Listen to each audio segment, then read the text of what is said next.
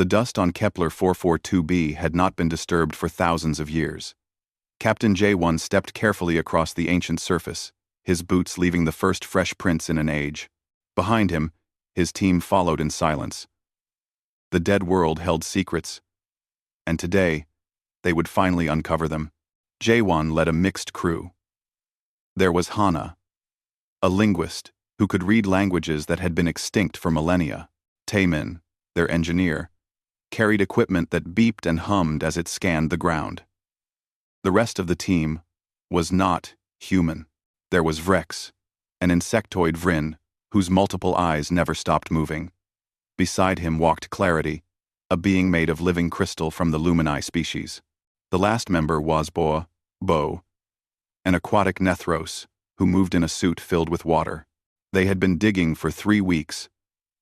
The scanners had found something massive buried far below the surface, something that was still sending out a signal after all this time. Today, they had finally reached it. The structure was enormous.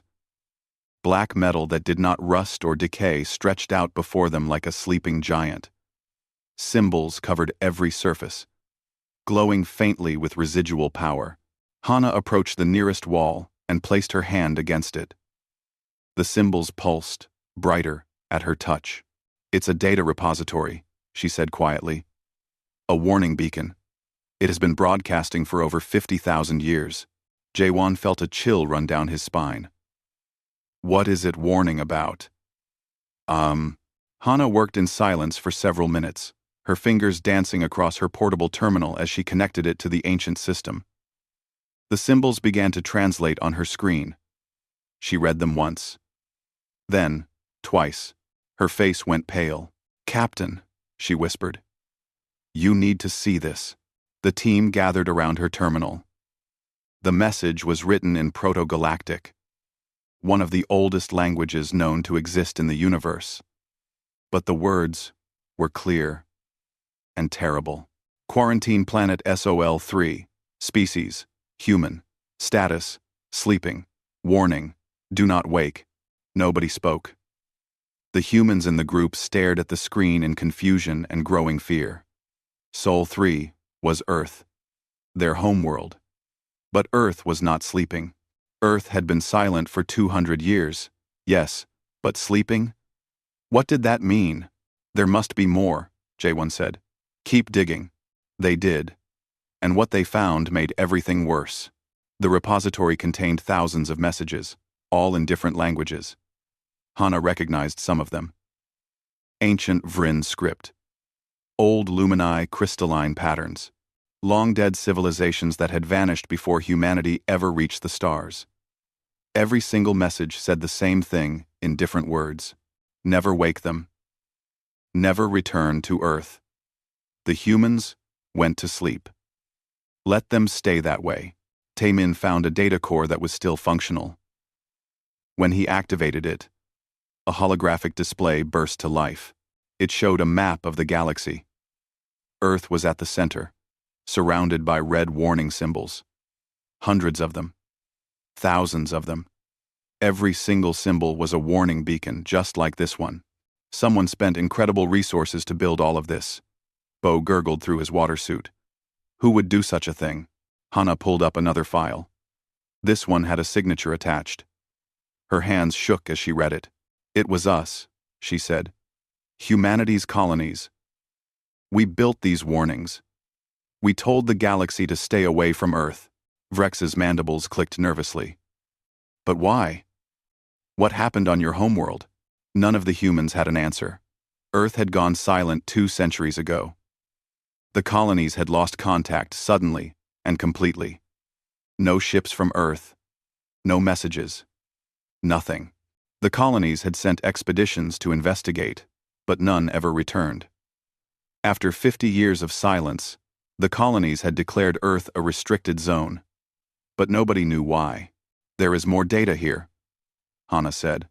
She was pulling up file after file now, desperate for answers. Records, personal logs, military reports. Everything is fragmented, but there is a pattern. She displayed a timeline on the hologram. It showed the last 100 years before Earth went silent. At first, everything looked normal. Humanity had spread to 200 colonies across the galaxy.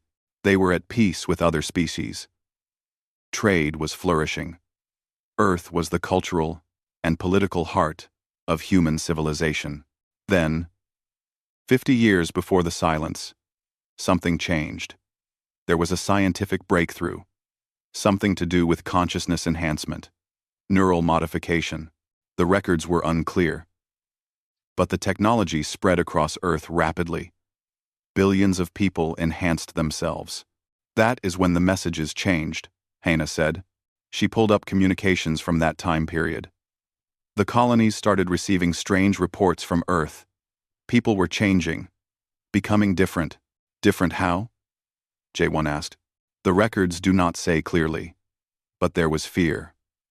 Real terror in these messages. The colonies begged Earth to stop the enhancements. Earth refused. Then Earth stopped responding to messages altogether. The last clear transmission from Earth was a single video message. Hannah played it. A woman appeared on screen, wearing a military uniform. Her eyes were strange. Too bright. Too focused. "This is Commander Yoonji of Earth Defense," she said calmly. "We are initiating planetary protocols. Do not attempt to contact us. Do not send ships. We will handle this ourselves. For your safety, stay away." Then the screen went black. That was 200 years ago. What protocols? Taemin demanded. What were they handling? Clarity, who had been silent until now, spoke. Her voice sounded like wind chimes. "I have seen this before. In ancient Lumini history, there was a species that enhanced themselves. They became something else. Something dangerous. They had to be contained." Fawn 4. Contained? Jaewon turned to face her. "You mean destroyed?" "No. Put to sleep. Forced into hibernation. For the safety of the galaxy." The implication hung in the air like a weight. Hannah looked at her captain with wide eyes. "The warnings say Earth is sleeping," she said slowly. "What if it is literal? What if all of Earth, all 20 billion people, are in some kind of suspended animation?" "That is impossible," Taemin said. But his voice lacked conviction. Jaewon made a decision. "We are going to Earth. We need to know the truth." Vrex's entire body stiffened. "The warnings exist for a reason, Captain. Every civilization that has ever encountered Earth has left the same message. Never wake them. My ancestors built those warnings," Jaewon said firmly. "I need to know why. We all deserve to know what happened to Earth." The team looked at each other. Fear was clear on every face, human and alien alike. But Jaewon was right. They had come too far to turn back now. As they packed up their equipment and prepared to leave Kepler 442b, none of them noticed the final message that Hannah had not yet translated. It was hidden deep in the repository, written in ancient human language. It said simply, "We could not save them. No one can. If you are reading this, pray they never wake. Because if they do, the galaxy will burn." The journey to Archive Station Theta 9 took 3 weeks. The station hung in deep space, far from any inhabited system. It was old. Built during the early days of human expansion, few people even knew it existed anymore. Jaewon had learned about it from classified files. The station held records that were too dangerous or too sensitive for public access. If there were answers about Earth, they would be here. The station's AI granted them permission to dock after Jaewon provided his military credentials. The airlock hissed open, revealing a dark corridor. Emergency lighting flickered weakly. The station had minimal power. "Welcoming," Taemin muttered as they stepped inside. They found her in the central archive.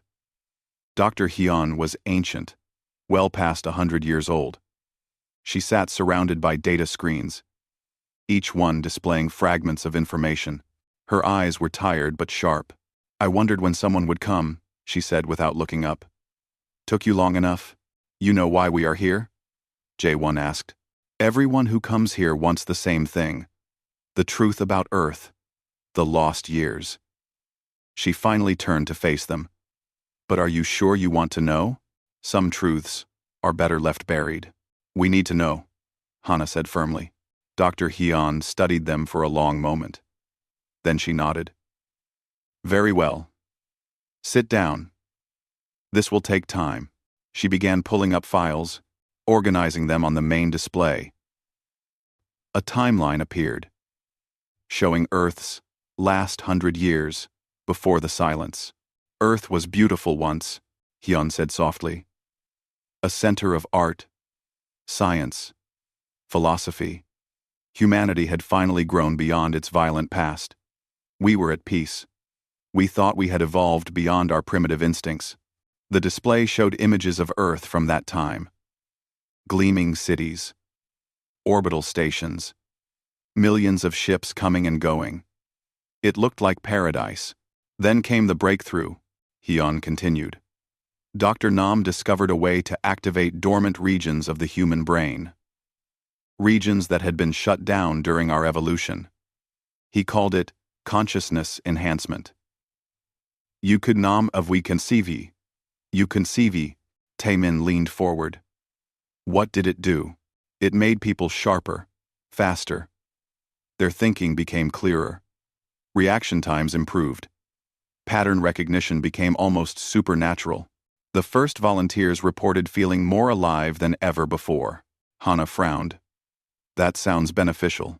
What went wrong? Nothing went wrong at first. That was the problem. The enhancement spread like wildfire. People wanted it. Companies required it for employment. Athletes used it to compete. Within 5 years, half of Earth's population was enhanced. The display showed statistics. The curve of enhancement adoption was almost vertical.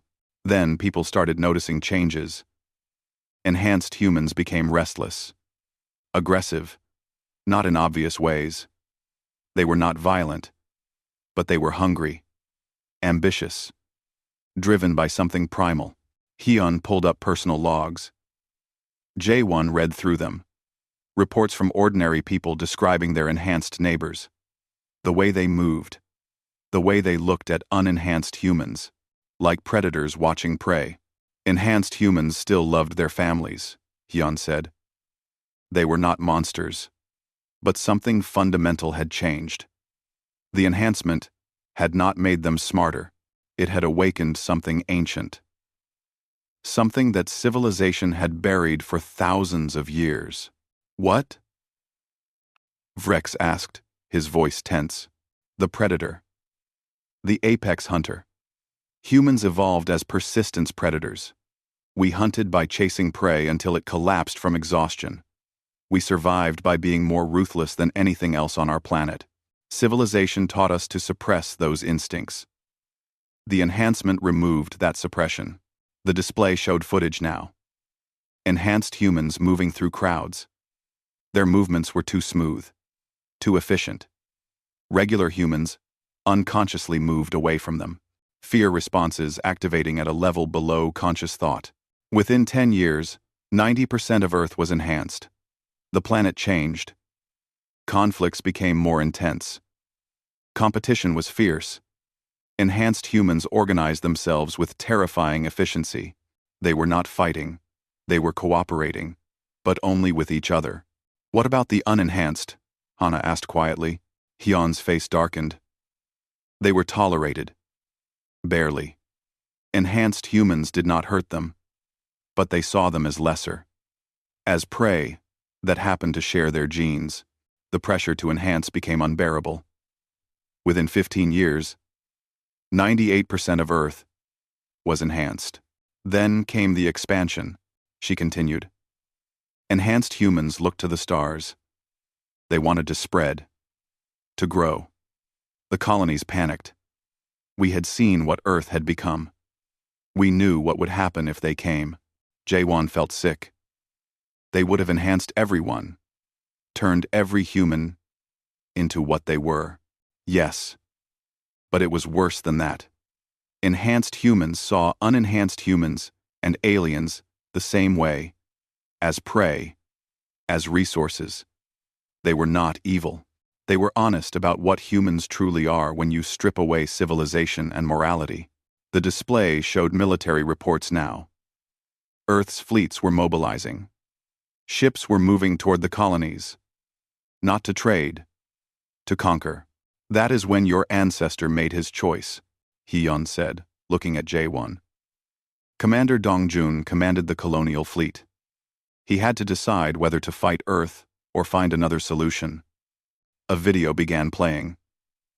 A man in a military uniform appeared. He looked tired, defeated, but determined. "This is Commander Dong-jun," the recording said. "I am addressing the people of Earth. We have developed a weapon, a consciousness-dampening field. It will put you to sleep, all of you. We do not want to do this. You are our parents, our siblings, our friends. But you have become something we cannot live with. Something the galaxy cannot survive." The recording showed tears on Dongjun's face. "We are sorry. We will tell the galaxy to never wake you. Maybe someday, someone will find a cure, a way to reverse what was done. Until then, sleep, dream, and forgive us." The video ended. The room was silent. "The field was deployed 2 days later," Hyun said. "Every enhanced human on Earth fell asleep simultaneously. 20 billion people, frozen in suspended animation. The colonies spent the next 50 years building the warning beacons, scattering them across the galaxy, making sure nobody would ever accidentally wake Earth." "Why not just destroy the planet?" Bo asked. "It would have been safer." "Because they were still human," Hyun said sharply. "Still our people." Dongjun could not bring himself to commit genocide, so he chose imprisonment instead. Jae-won stood up, pacing. "The field has been active for 200 years. Can it last forever?" Hyun's expression changed. Fear crossed her face. "No. It was designed to last 200 years. Maybe 250, with redundancies. After that they wake up," Hana finished. "And they will be angry. Worse," Hyun said. "They will be hungry. 2 centuries of sleep will not have changed what they are. The moment they wake, they will start spreading again, enhancing, consuming. And this time, they will know what the colonies did." Taemin was checking calculations on his tablet. His face went white. "Doctor, what is the exact date the field was activated?" Hyun pulled up the record. "Standard calendar, May 15th, 2647. "That was 220 years ago," Taemin said. "The field is already past its designed lifespan." The room erupted into chaos. Jae-won silenced them with a gesture. "Are you certain?" "Ever. The math does not lie, Captain. The field should be failing. If it is not already gone, it will be soon." Hyun stood up, moving faster than her age should allow. "We need to send a warning. Alert the colonies, the galaxy. If Earth is waking up, then we need to see it for ourselves," Jae-won said. "We are going to Earth. Now." "That is suicide," Vrex protested. "Maybe. But we need to know. If the field is failing, the galaxy needs to prepare. And if it is not, we need to understand why these warnings exist." Jae-won looked at each member of his team. "I am not ordering anyone to come. This is volunteer only." One by one, they nodded. Even Vrex, despite his fear. Dr. Hyun watched them prepare to leave.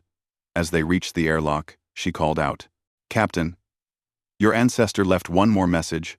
A personal one. He never sent it, but it is in the archives." "What did it say?" "That if anyone ever went to Earth, they should remember one thing. Enhanced humans are still human. They still love, They still dream. They are just honest about what humans really are. She paused. He said that made them more terrifying than any monster. J1 nodded slowly. Then he and his team departed, heading for the one place in the galaxy everyone had been warned to avoid. They were going home. To Earth. To see if humanity's greatest shame was still sleeping, or if the nightmare was about to begin again. The ship was 3 days from the Sol system when everything went wrong. Jae-won was in his quarters, reviewing the files Dr. Hyun had given them, when the alarm blared. Red lights flooded the corridors. He ran to the bridge, where Minji sat at the navigation console, her face tight with concentration. "Report," Jae-won ordered. "Micrometeorite swarm," Minji said, her fingers dancing across the controls. They came out of nowhere. We took dozens of hits before the shields adapted. Tae-min was already at the engineering station, pulling up damage reports. His expression grew darker with each screen he checked. "Captain, we have major problems. The swarm punctured the main engine housing. We are losing power fast. R1. Can you fix it?" "Not quickly enough. We are already drifting off course." Tae-min pulled up a navigation plot. "And our trajectory is pulling us toward the Sol system." The bridge went silent. Everyone understood what that meant. "How long until we cross the quarantine boundary?" Jae-won asked. Minji checked her calculations twice. "At current drift rate, 6 hours. Maybe 7. Tae-min, can we restore engine power before then?" The engineer shook his head. "Not a chance. The damage is too severe. I need at least 12 hours to make repairs, and that is if everything goes perfectly." Vrex's mandibles clicked rapidly, a sign of extreme agitation. "We must abandon ship. Use the escape pods. Send a distress signal. And go where?" Bo gurgled.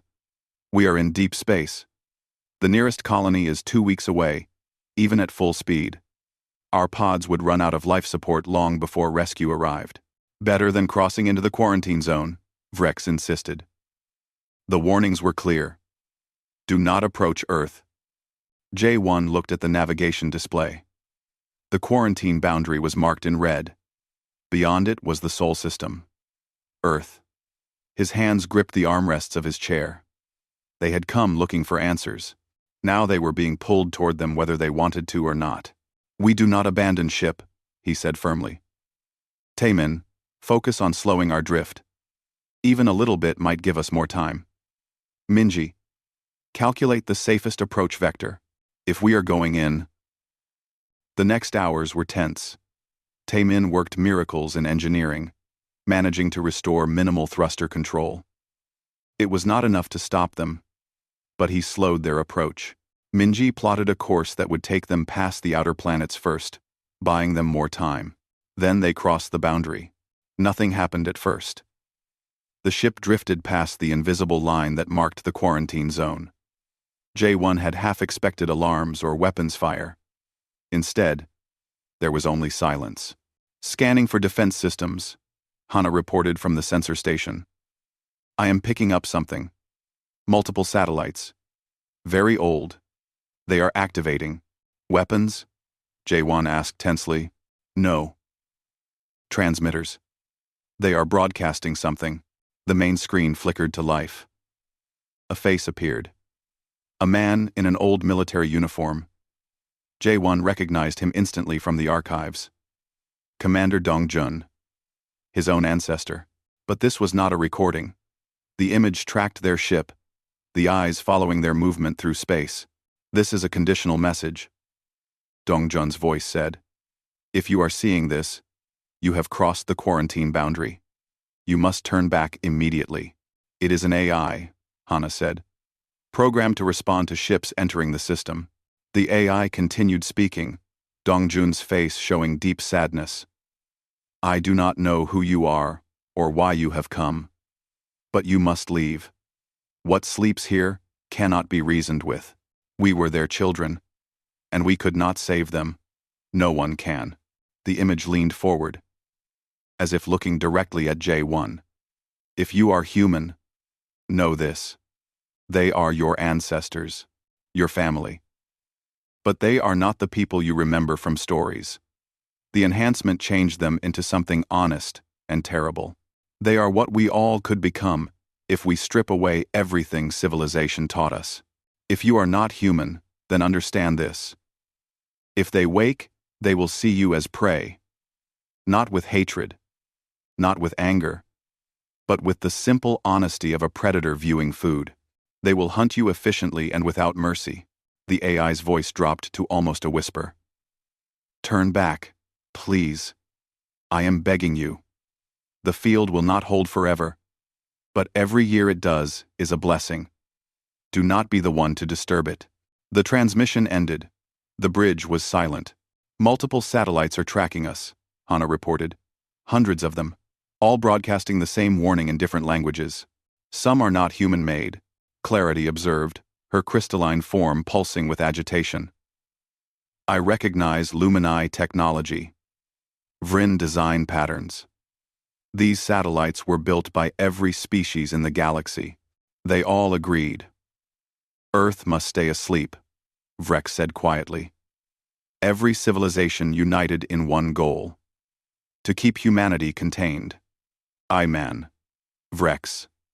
Iman. Iman. Iman. To keep humanity contained. The ship drifted deeper into the system. They passed Neptune, its blue surface reflecting their running lights. Then, Uranus. Saturn's rings glittered in the distance. We are approaching Mars, Minji announced. J1 stood up. Put it on screen. Mars filled the view screen. The red planet looked wrong. Its surface was covered in structures. Not cities, military installations. Thousands of them. All pointed inward, toward the inner system, toward Earth. Those are weapons platforms, Taemin said, his voice shaking. Rail guns. Missile batteries. Some kind of energy weapon I do not even recognize. All of them aimed at Earth. The colonies built this, Hana whispered. They turned Mars into a fortress. A last line of defense in case the field failed. Are they still functional? J1 asked. Taemin scanned them. Some are. Running on minimal power. Automated defense systems. If Earth's field fails, these weapons will activate automatically. The implications sank in. If Earth woke up, these weapons would fire. 20 billion people would die in an instant. The colonies had prepared for the worst. They had built a doomsday machine and left it waiting for 2 centuries. Captain, Minji said urgently, I am picking up energy readings from Earth. They are wrong. Wrong how? The quarantine field. It should be a steady output. But the readings are fluctuating. Spiking in some areas. Dropping in others. Taemin pulled up the data. His face went pale. The field is deteriorating. Not uniformly, but in patches. Some sections are failing completely. What does that mean? Bo asked. It means people are waking up, Hana said. Not all at once, but in clusters where the field is weakest. J1 felt cold. They had come looking for a sleeping planet. They had found one that was beginning to stir.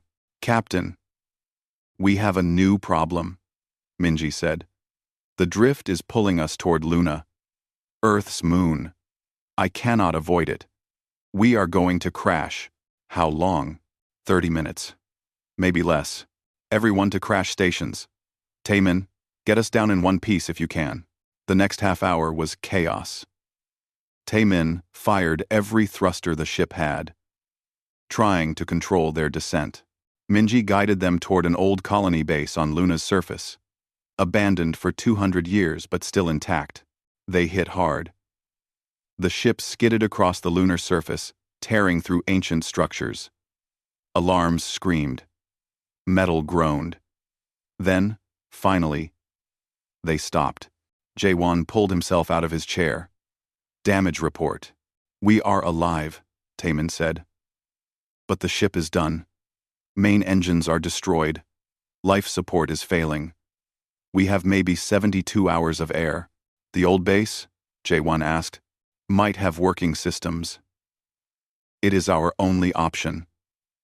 They evacuated the ship, moving into the ruins of Luna Base.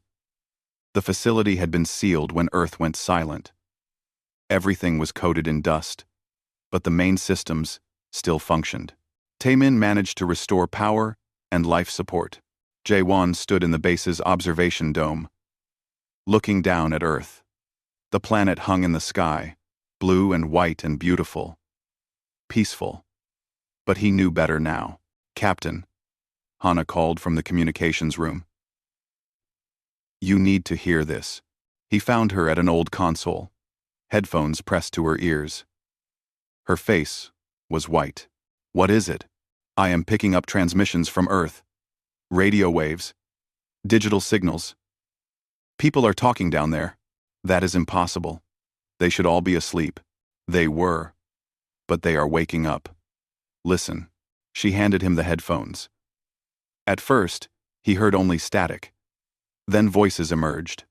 Dozens of them. Hundreds. All speaking in calm, efficient tones. Coordinating. Organizing. "What are they saying?" he asked. Hana's hands shook. "They are rebuilding. Setting up communications networks. Organizing into groups.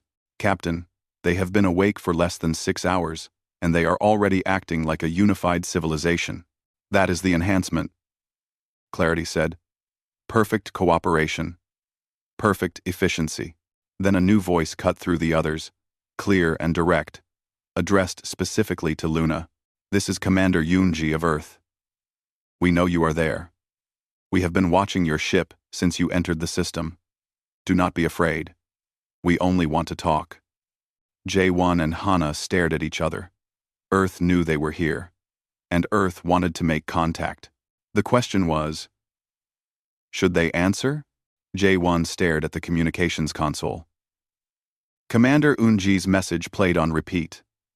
Her voice was calm, warm even. She sounded completely human. That somehow made it worse.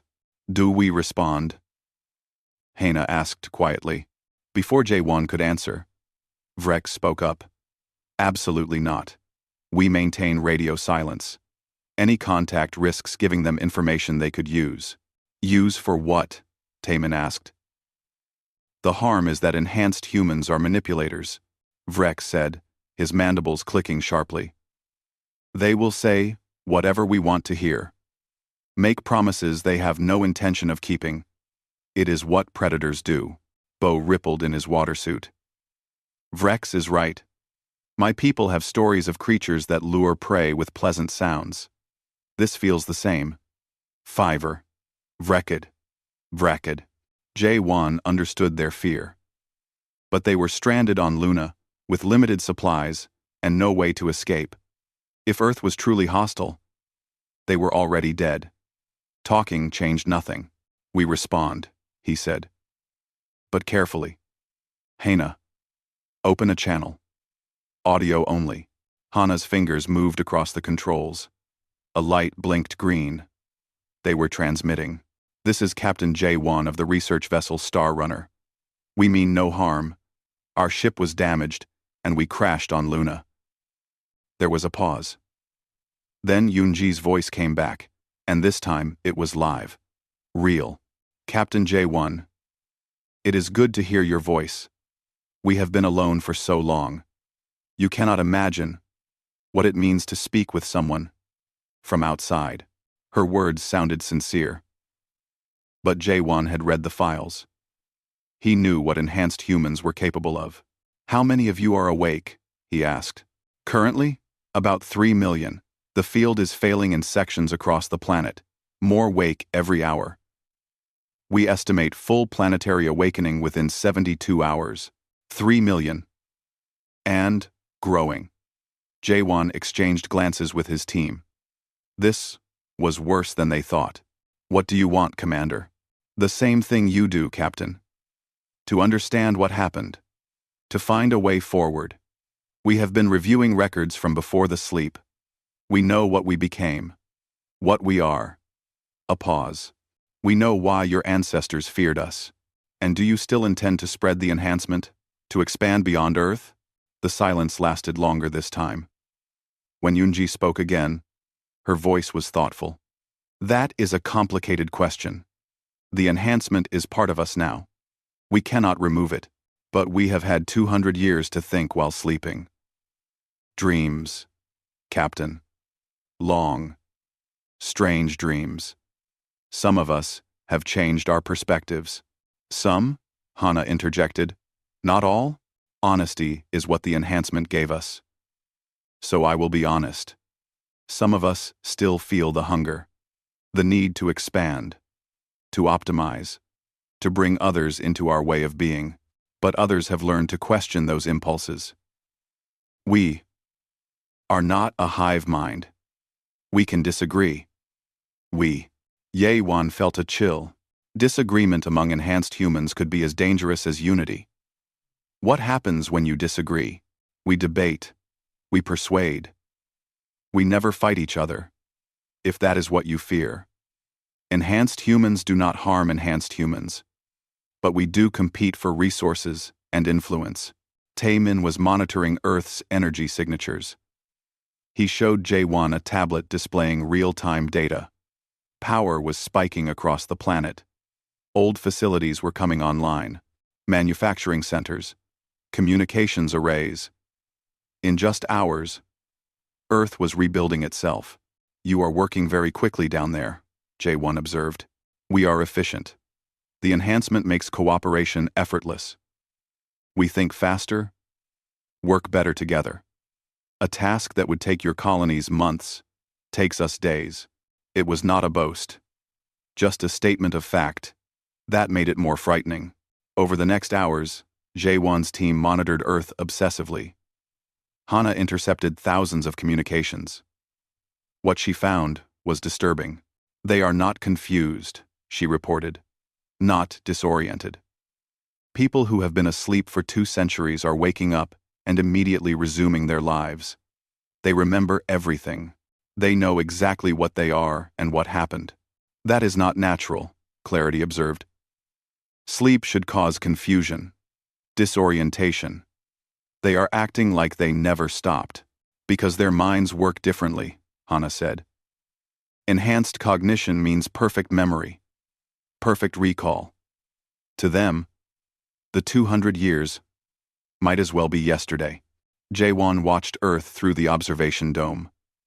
Lights were appearing on the dark side of the planet. Cities coming back to life. It looked beautiful. Like humanity, returning home. But he knew the truth. Captain, Bo called from another console. I found something in the old Luna base archives. Sealed files. They require command-level clearance. J1 entered his codes. The files opened, revealing research data. Scientific studies on the enhancement, medical reports, genetic analyses, all classified. What is this? He asked. Taemin read through the data, his expression growing grim. It is a biological study. They were trying to understand the enhancement at a cellular level. Captain, this is bad. The enhancement is not just a mental modification. It is a virus. A virus? Self-replicating, transmitted through close contact. Air, water, even touch. Once someone is enhanced, they become a carrier. Everyone around them gets infected within days. The implications hit like a physical blow. Enhanced humans did not need to force the change on others. Simply being near them was enough. That is why they contained Earth. Hana whispered. It was not just about preventing them from spreading intentionally. Even peaceful contact would have infected the colonies. Vrex stood abruptly, backing away from the others. How do we know we are not already infected? We have been breathing recycled air, using contaminated equipment. The virus cannot survive without a host, Taemin said, still reading. 200 years is far too long. Luna base is clean, but Earth is not, Bo said. If we go down there, we get infected. We become like them. A new message came through from Yoonji. Captain, I know you are researching the enhancement. I know what you have found. Yes. It spreads. But that is not the whole story. Please. Let me explain. J1 activated the channel. I am listening. The enhancement is not evil. It does not destroy who we are. It reveals who we are. Every human carries the potential for what we became. The virus just unlocks it. You mean it turns people into predators? It makes us honest predators. We do not pretend to be peaceful while harboring violence. We do not claim morality while acting selfishly. We are what humans always were, but without the lies civilization taught us to tell ourselves. That is exactly what we feared, J1 said. I know. And your fear is justified. But consider this. Enhanced humans do not lie. We do not manipulate in the way you imagine. When I tell you we want to rejoin the galaxy, I mean it. When I say we have changed, it is true. We have spent 2 centuries thinking about what we are. Some of us have evolved beyond the simple hunger. Prove it, Hana demanded. Come up here, to Luna, talk to us face to face. Another pause. Then, I will come, alone, unarmed. Give me 12 hours to prepare a shuttle. The channel closed. J1 looked at his team. Their faces showed fear, doubt, and curiosity in equal measure. This is a mistake, Vrex said flatly. We should not allow her to come here. We should, Clarity countered. We need to see what they are, to understand. How else can we report back to the galaxy? If we let her come, we risk infection, Bo pointed out. Even if she does not mean to harm us, the virus could spread. Taemin was already working on something. I can set up a containment field. Keep her separated from us. We can talk through barriers. J1 made his decision. She comes. We will take precautions. But we need to see her. To look an enhanced human in the eye and understand what they really are. As they prepared for Yoonji's arrival, Hana pulled J1 aside. Captain, there is something else. I have been analyzing the communications from Earth. There is a pattern I do not like. What pattern? They are organizing. Not just locally. Globally. They are preparing for something. Building something. I think they knew we would come. I think they have been planning for this moment since they started waking up. Planning what? Hana pulled up a data stream. It showed resource movements across Earth. Materials being gathered. Old weapon systems being checked. Launch facilities being prepared. I think they are getting ready to leave Earth, she said. Whether we agree or not. Whether the galaxy wants them or not. They are preparing to spread. J1 felt his blood run cold. They had come to Earth looking for answers. They had found a threat that was waking up, organizing, and preparing to explode outward into an unsuspecting galaxy. And in 12 hours, one of them would be standing in front of him. Talking. Explaining. Trying to convince them that enhanced humanity deserved another chance. He did not know if he believed that was possible. But he knew one thing. Whatever happened in that conversation would determine the fate of billions, maybe trillions. Because if Unji could not convince them that enhanced humans had changed, then J1 would have to send a message to the galaxy. A message that would bring fleets, weapons, and the final destruction of Earth. The countdown to that meeting had begun. The shuttle from Earth landed softly in the old Luna base hangar. J1 watched from behind reinforced glass as the airlock cycled. Taemin had built a containment field using old base equipment. A transparent barrier separated the landing area from where they stood. The shuttle door opened. Commander Yoonji stepped out. She looked completely normal. That was the most unsettling thing. J1 had expected something different. Something that marked her as enhanced. But she looked like any other human. Middle-aged, calm expression, wearing a simple flight suit. Her eyes were bright and alert, but not inhumanly so. She walked to the barrier and smiled. Captain J1, thank you for allowing me to come. You said you wanted to talk, so talk. Yoonji looked at each member of the team. Her gaze lingered on the alien members. Vrex, Clarity, and Bo all tensed under her attention. She noticed and deliberately looked away. I am making you uncomfortable. I apologize. The enhancement makes eye contact more intense. We process visual information differently. What do you see when you look at us? Hana asked. Patterns, weaknesses, strengths. Your body language tells me you are afraid, but determined. Your heart rate is elevated. You have not been sleeping well. Yunji paused. I do not mean to analyze you. It happens automatically. Like breathing. You see us as prey. Vrex stated bluntly. Yes. Unji said simply. I do. But I also see you as people. As fellow conscious beings. The enhancement gave us predatory instincts. But it did not remove our humanity. We still have empathy. We still understand suffering.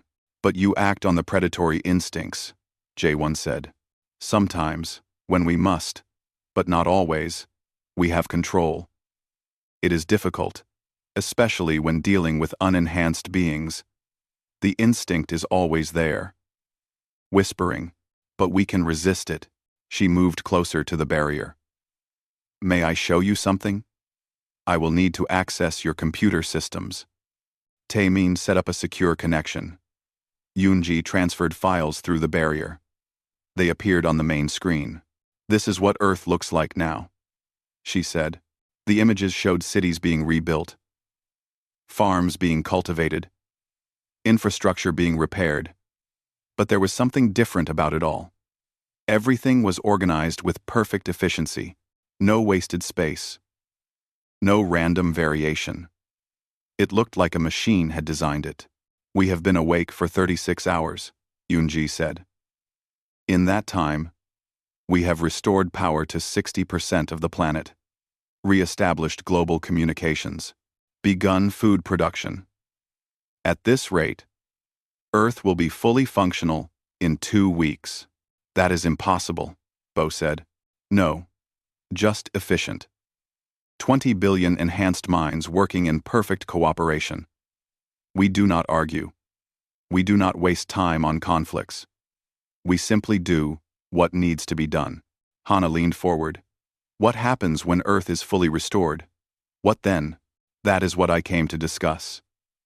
Captain, your ancestors imprisoned us for good reason. We were dangerous.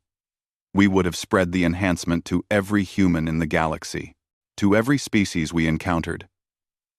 Not with malice, but with the simple certainty that our way was better. And now? J1 asked. Now we have perspective. 200 years of dreams gave us time to think, to question.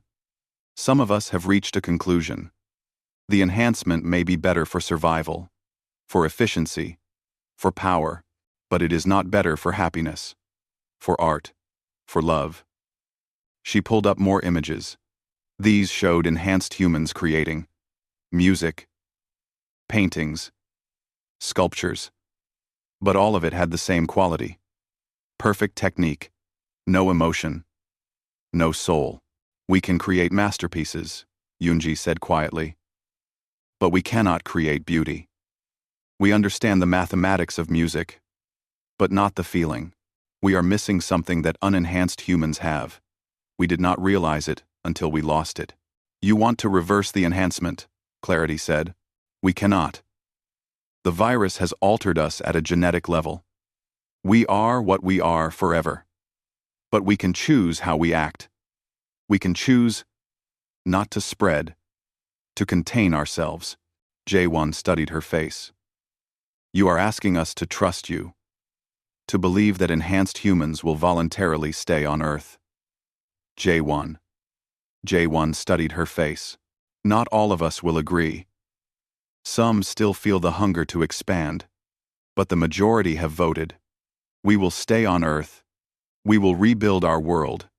And we will not force our nature on anyone else. Vrex's mandibles clicked sharply. A vote means nothing. You could change your minds tomorrow. You are right. That is why we need help. Yunji pulled up technical schematics. Taemin leaned forward, studying them intently. This is a modified quarantine field, Yunji explained, based on the original that put us to sleep. But instead of rendering us unconscious, it would suppress only the predatory instinct, the hunger. We would remain enhanced in every other way. Faster, smarter, but without the compulsion to spread. That is impossible, Taemin said. You cannot selectively suppress one instinct without affecting the whole mind. Not with your technology. But we have had 36 hours of 20 billion enhanced minds working on this problem. We have made breakthroughs. The field is possible.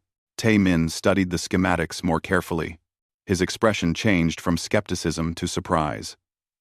This could actually work. But it would require massive amounts of energy. Constant power. If it ever failed. R1. Then we would return to what we are. Yunji finished. That is the risk. The field would need to be maintained from outside Earth. By the colonies. By the galaxy. You would hold the power to turn it off at any time. The implications were staggering. Enhanced humanity would be dependent on the rest of the galaxy for their very nature. They would be prisoners by choice. Why would you accept this? Jaewon asked. Because the alternative is extinction. We know the colonies have weapons pointed at Earth. We know that if we try to leave, you will destroy us. This way, we live. We contribute to the galaxy. We share our knowledge and our achievements. But we do it safely. Hana was reading through the technical data. This field would need to cover the entire Sol system. It would require multiple generators, decades of construction. We will build it, Unji said. We have the resources on Earth and in the asteroid belt. We just need your permission.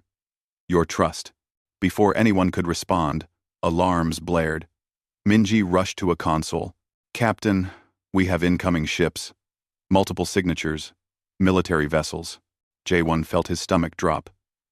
How many? Dozens. No. Hundreds. They are dropping out of faster-than-light travel all around the Sol system.